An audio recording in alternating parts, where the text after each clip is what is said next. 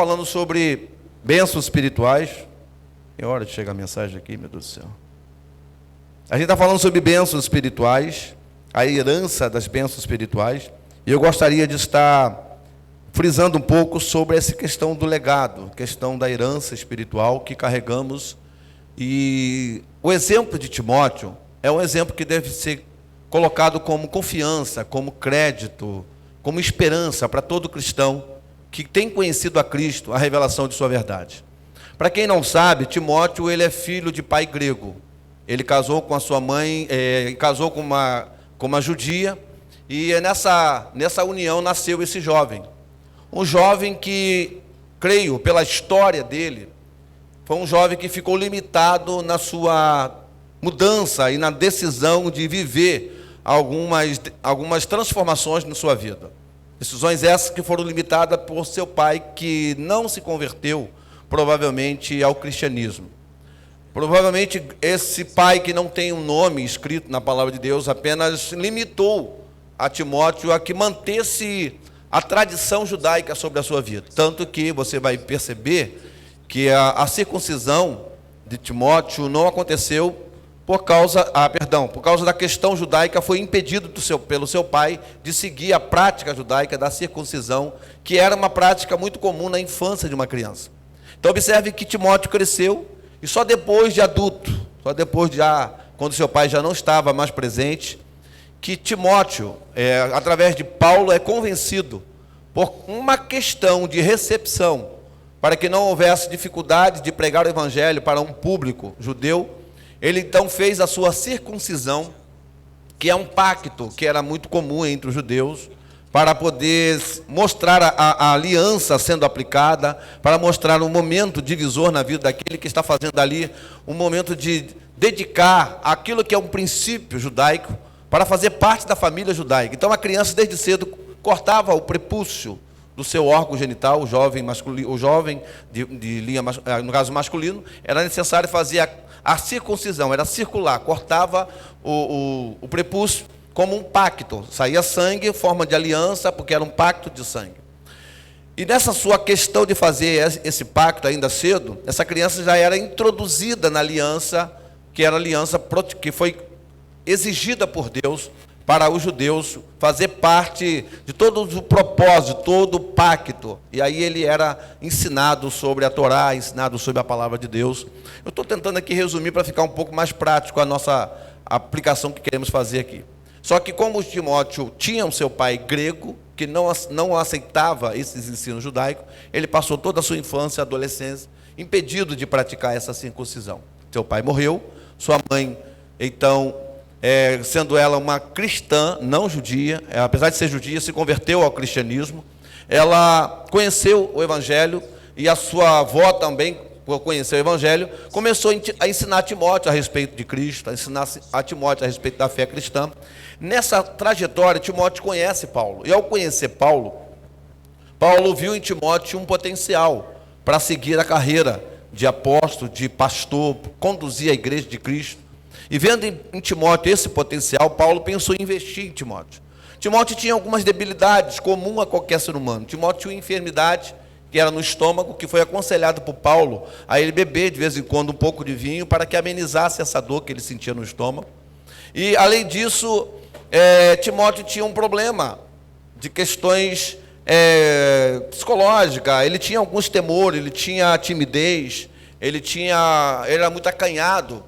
E para ele viver a substituição do ministério de Paulo, para assumir o lugar que era para ele, e isso estava muito próximo de acontecer, que era ser pastor na igreja de Éfeso, para Timóteo era algo totalmente inatingível, porque ele estava ali para substituir Paulo, o grande apóstolo daquele tempo.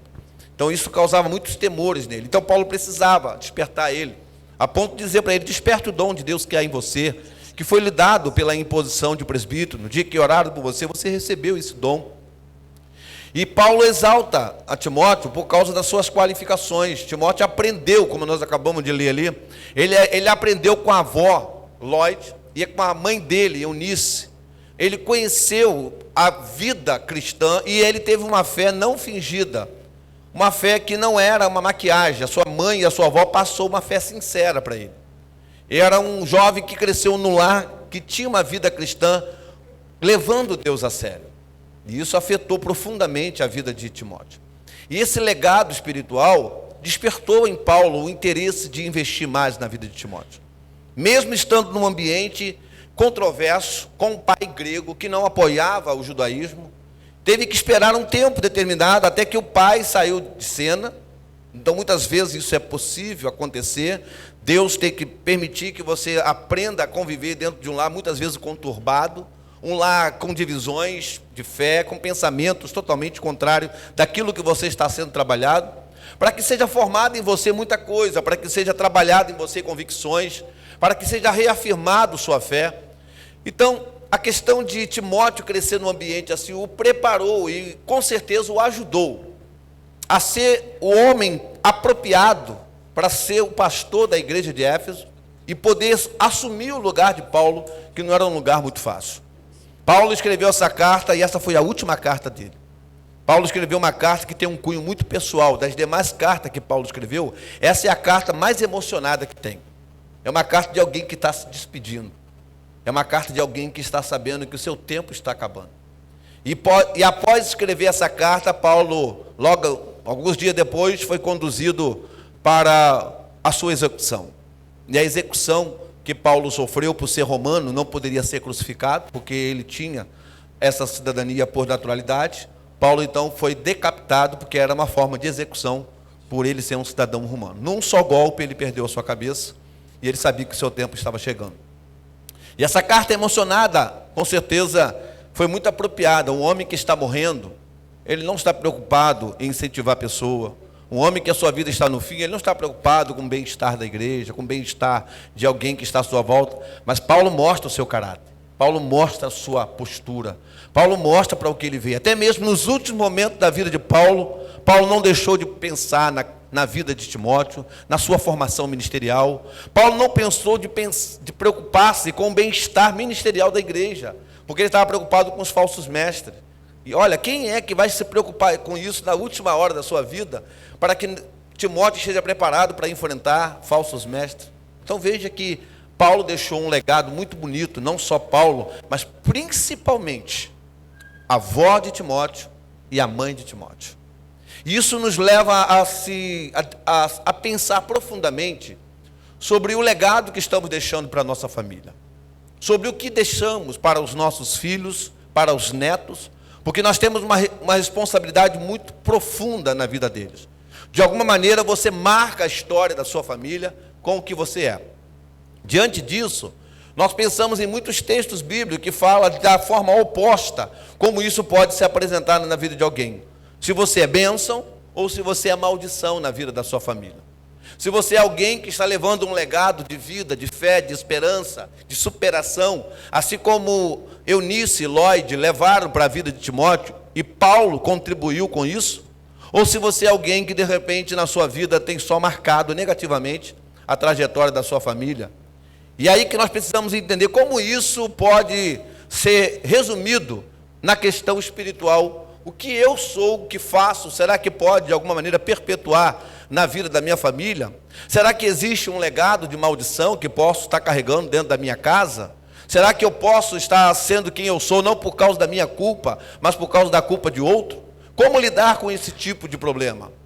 Em Êxodo capítulo 20, que é um versículo muito usado para poder se assegurar a respeito da maldição sobre uma família ou não, as pessoas confundem muito esse versículo. Capítulo 20, verso 5 diz assim: não as adorarás, e nem lhes dará culto, porque eu sou o Senhor teu Deus, Deus zeloso, que visita a iniquidade dos pais nos filhos, até a terceira e quarta geração daqueles que me aborrecem. E, na contramão disso, faço misericórdia, até 1000 gerações daqueles que me amam e guardam os meus mandamentos. Ao analisar esse texto, do versículo 5 ao versículo 6, você vai perceber claramente que o que Deus está falando sobre aqueles que adoram a imagem de escultura, sobre aqueles que levantam um outro Deus que não é Ele, sobre aqueles que fazem devoção a uma outra imagem, ou uma outra entidade que não é Deus. E Deus havia dado instruções severas ao povo de Israel. E para essa para essa idolatria, para esse tipo de pecado hediondo. Deus diz: eu sou Deus zeloso. E a palavra zeloso aqui, ela vem da raiz ciumento. Eu sou um Deus ciumento. E não divido minha glória com ninguém. Não divido a minha honra com ninguém. Não divido o meu louvor e o meu reconhecimento com nenhuma entidade. E aqueles que assim praticarem esse tipo de idolatria, o texto deixa bem claro. Não só ele, não só aquele que praticou. Assim como eu visito a iniquidade dos pais, nos filhos, até a terceira e quarta geração daqueles que me aborrecem. Então, a maldição está condicionada a uma prática de idolatria que é muito comum. Um filho imitar o pai, uma geração posterior continuar levando adiante a idolatria praticada pelos seus avós. E, obviamente, qualquer pessoa que cultua alguma coisa que não é Deus, isso pode ser dinheiro, isso pode ser a si mesmo, a egolatria, qualquer coisa que tome o lugar de Deus na sua vida, pode sim incorrer em risco sério de gerar uma maldição que se perpetua de geração após geração, como também o anular dessa prática pode mudar profundamente isso. Observe que o povo de Israel, e quando Deus fala sobre isso, ele repete também em Deuteronômio 34, ele continua falando sempre sobre o mesmo tema: a idolatria, levantar imagens de escultura, adorar outros deuses. Deus castigará esta geração, e não somente esta geração, mas também a geração dos seus filhos e dos filhos dos teus filhos, até a terceira e quarta geração. Então, isso está bem claro na Bíblia, para que a gente não confunda. Agora, pastor, na contramão disso, me ajude a entender o que pode estar acontecendo então, porque sobre a minha vida, eu percebo que ainda existem alguns resíduos, não de bênçãos, de heranças espirituais, mas de maldições de heranças espirituais sobre a minha casa, sobre a minha família. Na minha família, na família dos meus avós teve divórcio, na família dos meus pais teve divórcio, e na minha família também tem divórcio. Eu venho de um lar que existe muitas coisas que se repetem, problemas financeiros que se repetem da geração da quarta, da terceira, da segunda e agora com a minha geração. Como posso então lidar com esse tipo de coisas? E você sabe que existe muita gente, mercadores da fé, que acabam aproveitando-se desse assunto, onde o povo que ouve tem um entendimento muito frágil e acabam se tornando refém de qualquer manipuladores do entendimento, e que se vendem, negociam, colocam qualquer coisa a fim de remover tal maldição, fora o arrependimento, fora qualquer outra prática que seja fundamental para que essas coisas de fato transformem, mude o modo de viver. E eles tomam como paliativo qualquer tipo de remédio para poder neutralizar essa maldição ou mudar o curso que vem gerando peso sobre esta família, ou vem gerando algum tipo de divórcio sobre esses casamentos. E como compreender isso à luz da palavra? Aí, por fim, usam Ezequiel 18, para tentar, então, explicar que esse tipo de efeitos colaterais pode não acontecer. Utilizam Ezequiel 18 para usar como reflexão sobre a responsabilidade pessoal.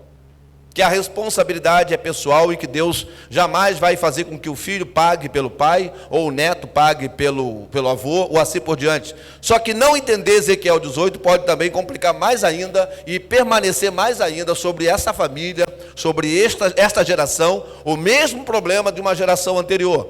Porque o que Ezequiel 18 está dizendo é sobre a responsabilidade do delito cometido.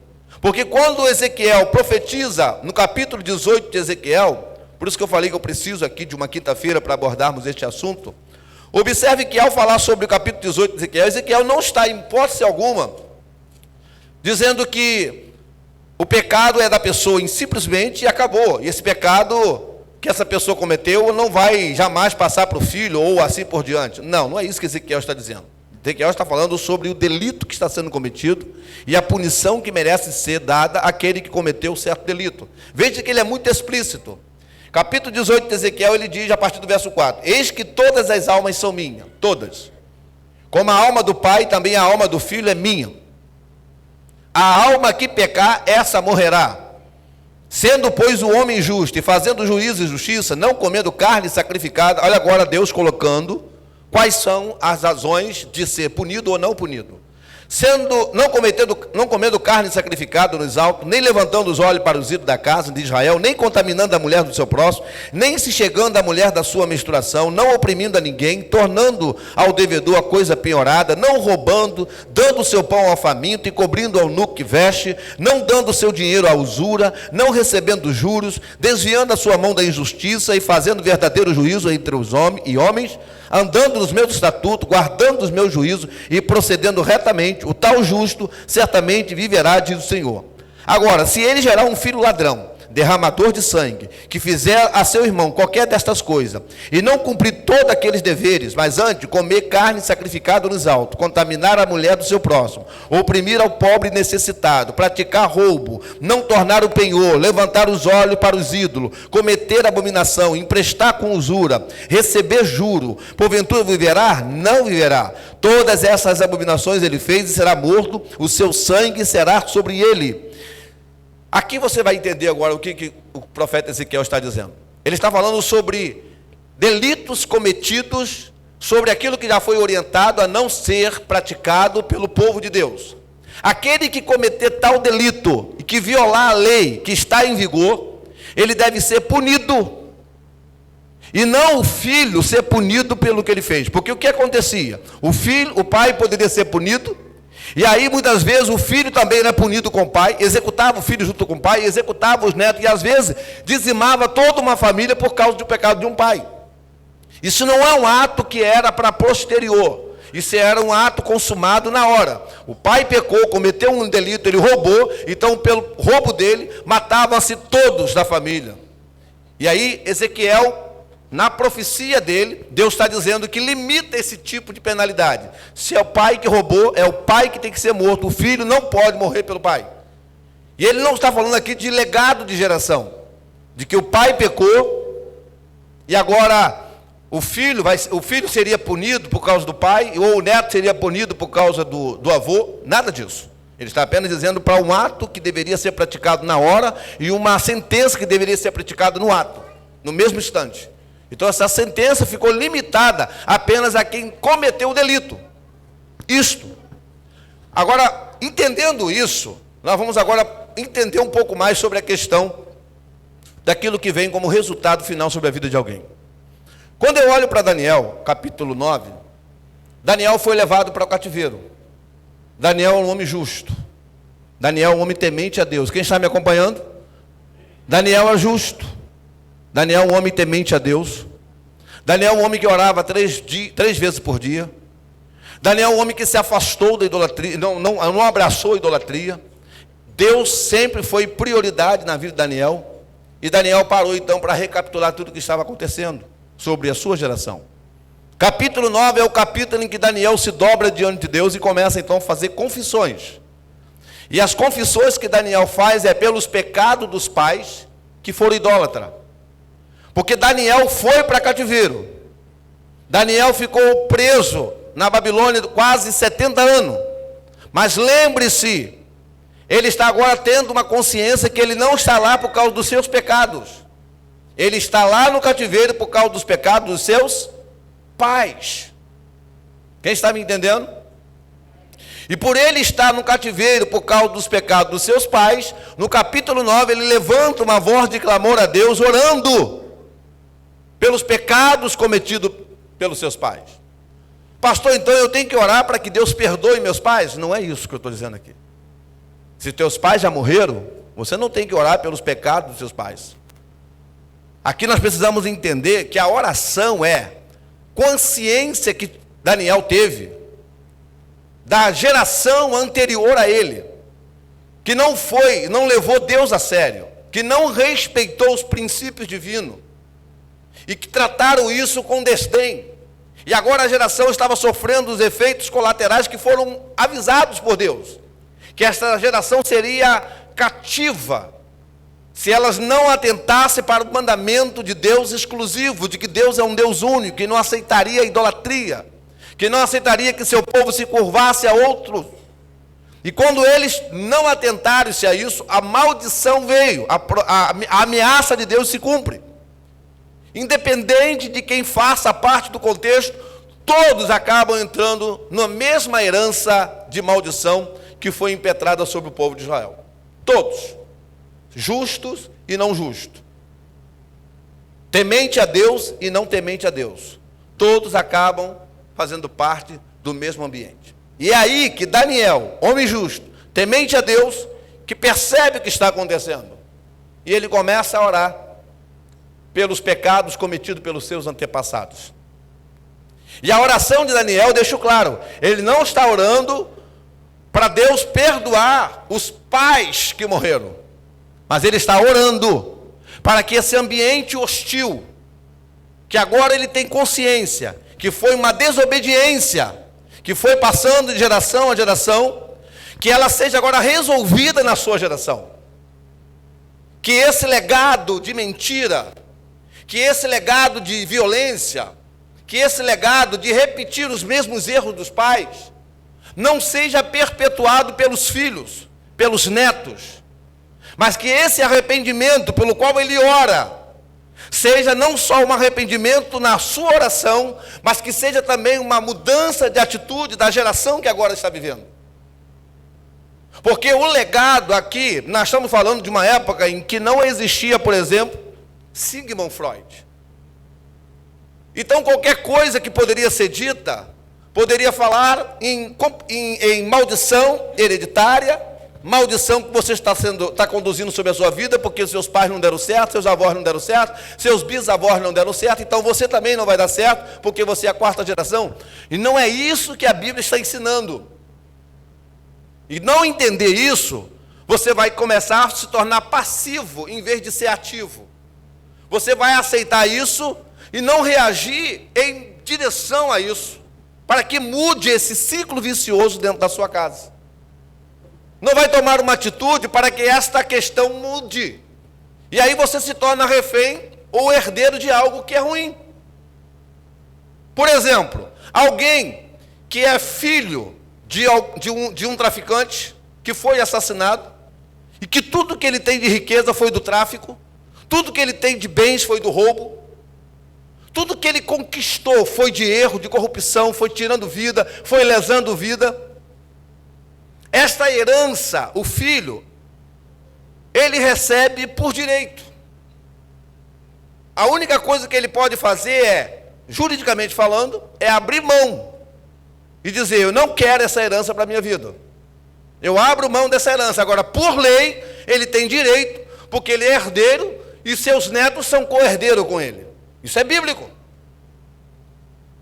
Ele pode ser temente a Deus, ele pode ser crente em Cristo, mas ele herdou uma herança de sangue. Ele herdou uma herança de mentiras.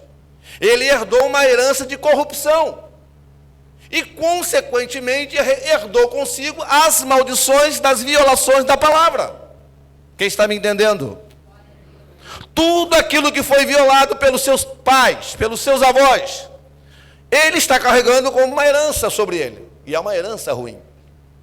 Por mais que ele tema a Deus, por mais que ele confie em Deus, por mais que ele seja dizimista, por mais que ele oferte e faça o melhor pelo reino de Deus, mas aquilo da qual ele faz parte é uma herança de maldição. Custou sangue, custou vida de alguém.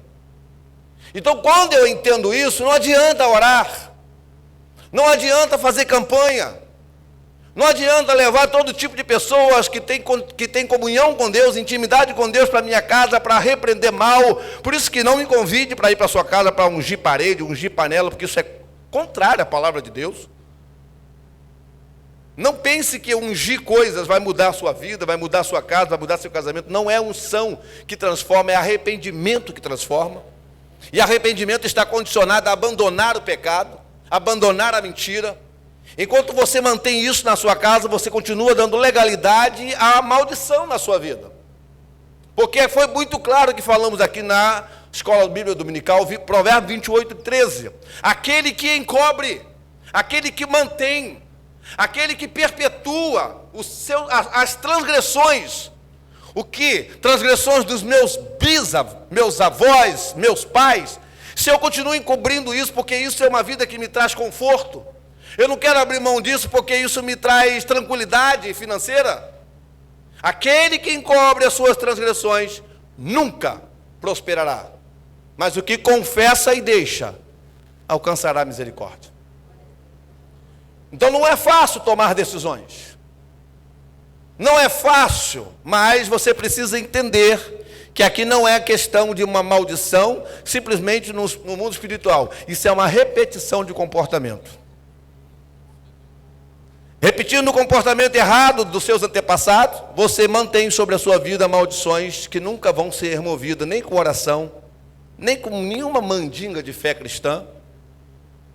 Não adianta procurar a igreja que coloca sal grosso na sua cabeça.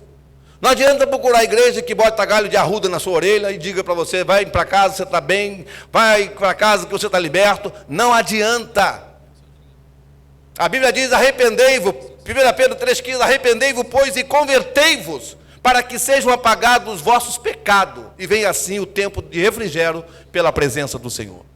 É preciso se arrepender e se converter. Converter é tomar uma posição oposta. Se a tua vida era cheia de mentira, repetindo a mentira dos seus pais, repetindo a mentira dos seus antepassados, o que você tem que fazer é ir na contramão de tudo isso. Se a sua vida era uma vida de frieza, porque você veio de um lar frio, você veio de um lar violento, você veio de um lar onde o homem era machista, aonde tudo se falava com agressividade, não havia romance, não havia diálogo. Você não pode permitir que isso se perpetue, porque vai se consumar em um divórcio, vai se consumar numa violência, vai se consumar num lar onde há de repetir as mesmas dores que seus pais viveram. Então eu preciso romper com isso. Eu preciso dar um basta a esta prática. Eu estou falando para muita gente aqui, muitos que estão me ouvindo em casa. Eu disse que é um tema sensível, eu preciso de quinta-feiras para isso. Agora, o que precisamos entender, que mesmo num ambiente difícil que Lloyd e Eunice viveram, porque o seu marido e seu genro era grego, e não aceitava o culto judaico, e impôs limites, e esses limites foram seguindo até o dia que ele morreu. A partir do momento em que ele morreu, Timóteo se vê livre para servir com intensidade a fé cristã. O tempo de seu aprisionamento, os limites que estão sendo estabelecidos para você não podem ser suficientes para matar a fé que existe dentro de você. A Bíblia deixa bem claro que nem a morte, nem as coisas que ainda estão por vir, nada pode me separar do amor de Deus que está em Cristo Jesus. Não foi capaz de apagar no coração de Timóteo, da sua mãe e da sua avó, a chama da fé que um dia foi lançado dentro dele quando ele ouviu o Evangelho. Não importa qual o ambiente que você esteja vivendo, Deus um dia dará basta a tudo isso. Não importa a violência que você já sofreu, seja ela emocional, seja ela física, seja traumas da sua infância, da sua adolescência, o que eu quero te dizer, que você está diante de um Deus que nada pode separar você do amor dele, nada pode impedir ele de curar você, de mudar a tua história, de tornar você uma nova pessoa, que seja um canal de cura para outras pessoas. Mas não repita esse legado, não permita que essa dor faça você gerar feridas em outros. Não permita que as suas marcas de ter vivido violência seja uma forma de você tentar avaliar a si mesmo e achar que você tem direito de violentar. Não. Interrompa esse ciclo. Por isso que eu disse que o perigo de pregar de maneira distorcida a palavra maldição hereditária é que ela tira da pessoa a responsabilidade do seu pecado e transfere para os pais. Então elas vão se tornar uma pessoa sem vergonha, continuando praticando seus pecados e dizendo, eu não tenho culpa. A culpa é do meu pai, a culpa é do abusador, a culpa é daquele e esse. Não. Nesse nós teremos que prestar conta, porque todos terão que dar conta de si diante de Deus naquele dia. Então, irmãos, é com muito amor que eu lhes trago essa verdade esta noite. É com muita seriedade que eu lhes desperto para que você rompa esse ciclo na sua casa, para que você comece a viver uma história diferente sobre a sua vida, seja na saúde, seja na vida financeira, seja no casamento, seja na sua relação como homem, ou na sua relação como mulher, Seja lá o que for, você foi criado para ser o que Deus projetou para ser. Se você é homem, se você é mulher, se o seu corpo te mostra isso, então é para isso que Deus te chamou. Então ninguém vai confundir nada, nenhuma violência será mais forte do que os planos de Deus para a sua vida. Então você se renda àquilo que Deus já provou quem você é pela anatomia do seu corpo. Venha a Deus com o coração aberto. Seja sincero com as suas convicções, com as suas confissões. Abra para Ele o seu coração. Não permita que o sistema inverta os valores que estão dentro da tua alma. Você é o que Deus planejou. Você nasceu para viver esse plano, e esse plano é perfeito, mas vai lhe custar alguma coisa. Satanás tentou sabotar o processo. Durante o caminho ele tentou gerar muitas feridas para que você não cumpra esse propósito. E isso foi assim na vida de muita gente. Ele tentou na vida de José. Ele tentou sabotar o processo.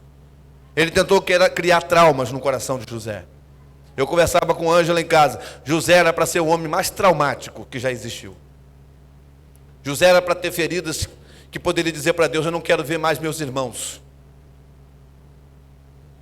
Mas José conseguiu fazer uma leitura adequada da sua história. E ele disse: o que vocês fizeram foi a mão de Deus para que me trouxesse a este lugar, para que hoje eu fosse canal de salvação para a vida de vocês. Só pode dizer isso quem foi curado durante o processo. Só pode dizer isso e dar nome, como disse José. Me chama a atenção uma coisa linda, que quando ele coloca o nome dos seus filhos, eu já falei sobre isso uma vez, ele colocou o nome de Manassés e Efraim. E para quem sabe, a raiz do nome, Manassés quer dizer esquecimento, e Efraim quer dizer prosperidade. Parece que ele ouviu a palavra de Paulo lá na frente: esquecendo-me das coisas que para trás fico, prossigo para o alvo da minha soberana vocação. Eu não sei o que fizeram com você, eu não sei quantas coisas te fizeram com a tua alma, com o teu corpo, com suas boas memórias, mas eu quero te dizer que esse Deus é capaz de apagar essa dor do teu passado, fazer dela apenas uma cicatriz de experiência para fortalecer outras pessoas, fazendo da sua vida um legado. Isso não te matou, então o que não gera a tua morte te torna mais forte. Então se levante desse vale das suas desculpas. Pare de ficar no teu passado a vida inteira culpando quem fez, culpando quem te machucou, culpando o legado ruim da sua família. Porque nós estamos aqui hoje para viver bênçãos na herança espiritual de nossas histórias. Lembre-se das coisas boas, se atente para aquilo que é bom. Se atente para o privilégio que você está vivendo hoje de ouvir Deus falar no seu coração. Pare de ouvir aquilo que foi ruim, pare de dar ouvido às marcas que geraram em você e ouça uma palavra de esperança esta noite. Você é de Deus, Deus te gerou, Deus te escolheu, Deus te criou. Você poderia ter passado direto, não ter sido nem gerado. Você poderia não ter nascido. Então o privilégio de você ter nascido é um chamado de Deus para você. Para dizer que ainda antes de você nascer, ainda antes de você existir, Ele está dizendo para você: eu sou aquele que te formei, aquele que te gerei no ventre da sua mãe. Você ainda era um corpo informe, e eu já estava estabelecendo todos os planos da sua vida. Quem disse que seria fácil? Mas vale a pena. Vale a pena romper com tudo isso e pegar toda essa experiência e converter nela em algo bom, que coopere para a obra, coopere para o bem daqueles que foram chamados pelos projetos de Deus, pelo seu decreto. Então, em nome de Jesus Cristo, eu quero dizer a você esta noite: tem sim, tem cura para a sua história. Tem sim, tem cura para esses traumas que você está vivendo. Eu não sei quais são as violências, eu não sei quais são as marcas, eu não sei quais são as lutas que você vem sofrendo todos esses anos em sua vida. Mas essa palavra hoje, e olha que esse mês de maio foi um mês desafiador. Que luta foi esse mês de maio, para que não chegasse esse momento. O inimigo fez de tudo para que essa noite não acontecesse. Eu sempre costumo dizer que o diabo só se levanta contra o projeto que ele percebe que vai dar certo. Se ouvir essa palavra fosse algo que não desse certo, tudo fluiria bem. Mas porque vai dar certo, o diabo fez de tudo para que esse trabalho de família não fosse realizado esse mês. Quantas lutas o Ministério de Família enfrentou assim que assumiu com Cássia e Gilda esse trabalho. Todos que entraram com eles como casal para ajudar, Foi ajudando, a partir do dia seguinte a luta levantou contra a vida deles. Isso é um sinal de que Deus está aprovando a obra. Quando a gente vive uma vida cristã que não fede nem cheira, a gente precisa se preocupar. Mas se você está vivendo uma vida cristã que leva a Deus a sério e levantou o inferno contra a sua vida, então sorria, está tudo bem. Deus está feliz com o chamado. Deus está concordando com a obra. Sorria, você está sendo filmado por Deus. Em nome de Jesus Cristo, eu vou dizer para você aqui, não é uma palavra de oração que eu vou dizer, estender, em nome de Jesus eu repreendo a maldição, não. Em nome de Jesus, tome uma atitude para que essa maldição seja removida da sua vida.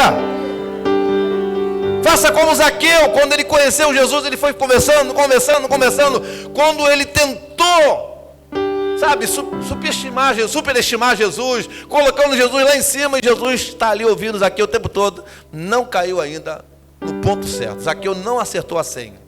Até a hora que Zaqueu abriu a boca e entendeu: se eu tenho defraudado, se eu tenho roubado de alguém, eu estou pronto a restituir 4 vezes mais.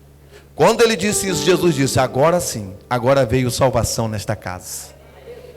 Se o que você está vivendo é um legado de mentira, se os bens que você desfruta é uma história de furtos e roubos no passado, a melhor coisa é você ser pobre. Abra mão disso, restitua, desfaça, manda isso para fora da sua vida, zere tudo, comece de novo. Você será próspero. Deus não vai te deixar faltar coisa alguma, porque você colocou Deus como prioridade na sua vida. Eu falo isso para você que está em casa. Coloque Deus como prioridade na sua vida. Se for preciso, faça como Zaqueu. Se eu defraudei, se meus pais defraudaram, se meus avós, o que eu tenho, roubaram de alguém, eu estou pronto a restituir tudo, zerar tudo, para que de fato entre salvação na minha casa. As suas orações serão atendidas, o seu lar será restaurado, e você viverá a cura de Deus na sua história. Vocês podem glorificar a Deus com essa mensagem? Eu convido aqueles que podem estar de pé, por gentileza.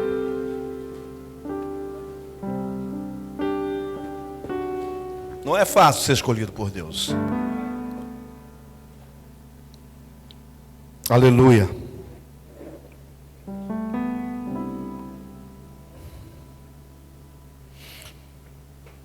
A missão e o chamado de Deus nos leva a viver esse tempo. Bota só maior para dentro. Mais baixo um pouquinho. Não.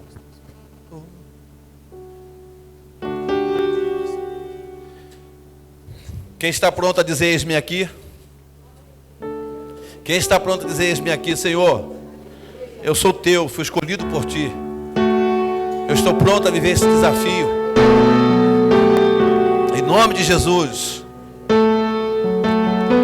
Cante comigo então assim, a esse Deus que conhece a nossa história. Um Deus rodeado de glória, és adorado 24 horas, serafins cantam, santo, santo, incansavelmente, santo, santo.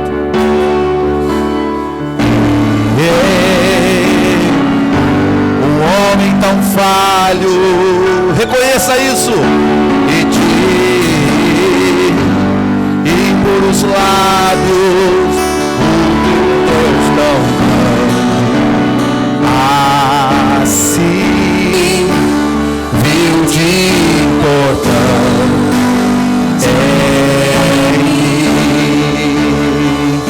então me toca com essas brasas do altar e me transforma. Então me toca com essas brasas do altar e me transforma, vem me purificar. Eis-me aqui, estou disponível, então mim, me fez exclusivo só pra te servir. Meu Deus, envia-me.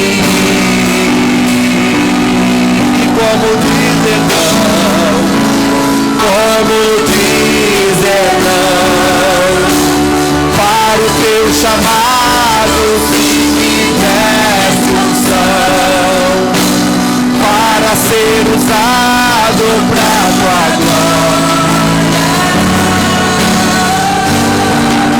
somente pra tua glória. Você ouviu Deus falar com você? Você tem vivido esse chamado na sua vida, cheio de desafio, e quer hoje viver uma história de mudança na sua vida? Eu te convido hoje a sair do seu lugar e vir à frente. Deixa eu orar por você, deixa eu orar pela sua família.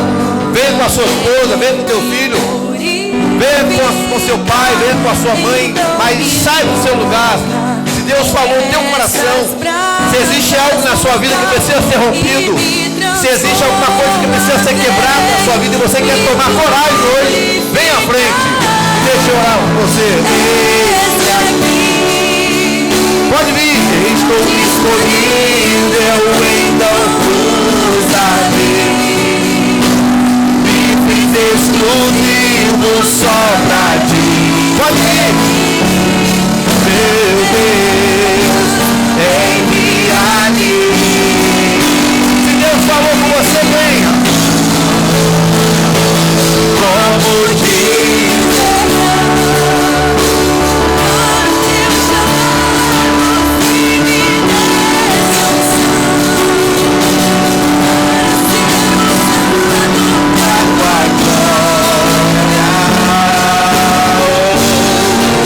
somente pra tua glória,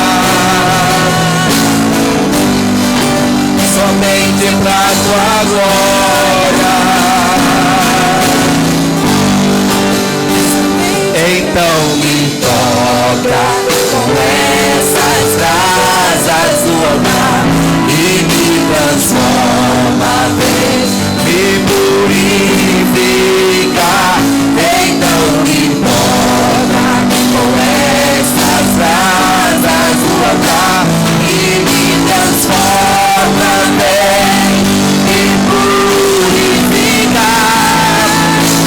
Eis-me aqui, estou disponível. Você foi chamado para ser dele, você foi escolhido por ele. Só pra te servir, meu Deus, envia-me.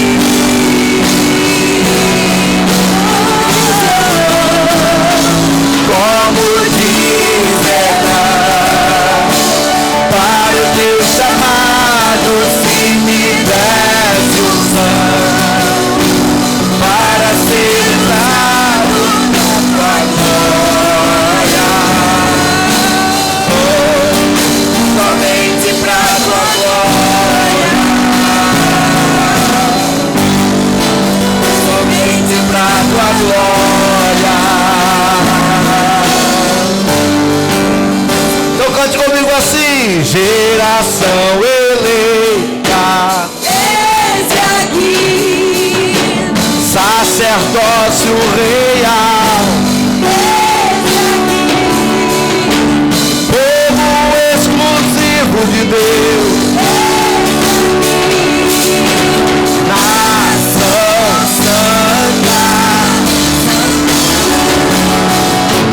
geração eleita, aqui, sacerdócio real, eis-me povo exclusivo de Deus, nação santa. Eis-me aqui, estou disponível, então usa-me. Me fiz exclusivo só pra te servir. Meu Deus, como dizer não, como dizer não para o teu chamado, se me desse unção para ser usado pra tua glória. Somente pra tua glória. Ó Deus, eu trago a sua palavra à tua igreja, e eu sei que é teu Espírito que vasculha a nossa alma, é teu Espírito que fala as nossas convicções, é Ele que leva cativo através de sua palavra todo pensamento para a compreensão da verdade. E eu sei que é conhecendo a verdade que a verdade nos libertará. E eu lhe peço, Senhor, que cadeias que estavam retendo casamentos, de maneira que estavam indo em cursos errados, cadeias que estavam retendo vidas financeiras, que estavam mantendo pessoas sob misérias, cadeias que estavam retendo pessoas na vida de saúde, ó Deus, enfermidade, abalando constantemente, de geração a geração, por erros repetitivos, por situações que não foram quebradas, por posições que não foram tomadas, uma decisão diferente, e repetindo os mesmos legados, as mesmas práticas.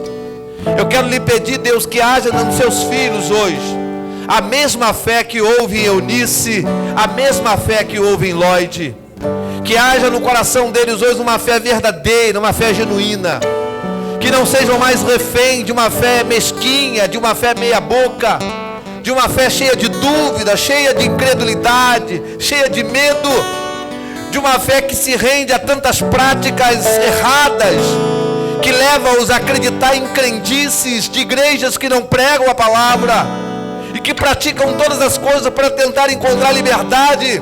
E eu sei que a verdadeira liberdade está em ti, porque a tua palavra diz: se pois o Filho vos libertar, verdadeiramente sereis livres. E hoje eu preguei a tua palavra, Jesus, dizendo para eles, assim como Daniel orou, entendendo que ele não tinha culpa daquilo, mas ele assumiu a culpa. Ele disse: não só meus pais, mas nossa geração também pecou. E eu sei que o Senhor deu a Daniel uma palavra de esperança, que o tempo da disciplina estava acabando, e que o Senhor iria remover o cativeiro, e Daniel pôde contemplar isto. Assim eu te peço sobre a vida do teu povo, Deus, sobre cada área da vida deles, que eles possam assumir agora a responsabilidade, que confesse os pecados, que tome uma postura de humildade, que toda arrogância seja afastada, que todo erro, de todo desentendimento não seja mais o mesmo, que a partir de agora tome uma postura de humildade, de reconciliação, para que a paz habite, para que o mal se afaste, para que venha a ser anulado daquilo que vem gerando pensamento ruim dentro da alma, e que possa viver o novo de Deus na sua vida, e possa abrir a boca e dizer: eu sou uma nova criatura, eu sou uma nova pessoa em Cristo, e é para isso que Jesus veio. Eu oro por a igreja, eu oro por aqueles que estão em casa, que recebem esta palavra no coração, que dobrou o joelho, que parou o carro, que parou as suas atividades para poder fazer o que está sendo feito aqui agora. Em nome de Jesus, que você possa viver hoje um divisor de água na sua vida, e que em breve você venha trazer testemunho de uma nova história que você está vivendo na sua casa, que uma nova história que você está vivendo no seu casamento. Para a glória de Deus, eu oro por você, eu oro pela tua família. Vai em paz para casa, vai debaixo da graça, debaixo da proteção, que a mão de Deus continue cuidando de você. Eu oro por todas as famílias aqui, eu oro por cada casamento, eu oro por cada filho, por cada pai, e eu te peço, Senhor, que o Senhor conduza-os em verdade, que o Espírito da verdade fale com eles, e que eles possam encontrar liberdade para a qual Cristo nos libertou. Eu oro por esta igreja, oro por aqueles que estão em casa, oro por aqueles que estão nos ouvindo, que não puderam estar conosco, que a tua bênção se derrame sobre cada vida, e que haja novidade, boas novas, em nome de Jesus. O amor de Deus, a graça do nosso Senhor e Salvador Jesus Cristo, a comunhão do Espírito Santo, seja com toda a igreja. Todos digam amém. Deus abençoe vocês, uma boa semana.